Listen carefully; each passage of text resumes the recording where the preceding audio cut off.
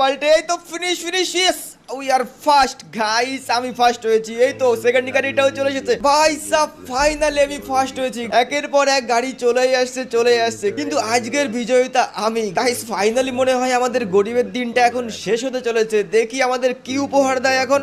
আরে ভাই সাব, আরে শিনচুন পিনচন ল্যামার, দেখ ভাই কত কিছু ওখানে। আমার দেখে তো মাথায় কাজ করছে না ভাই।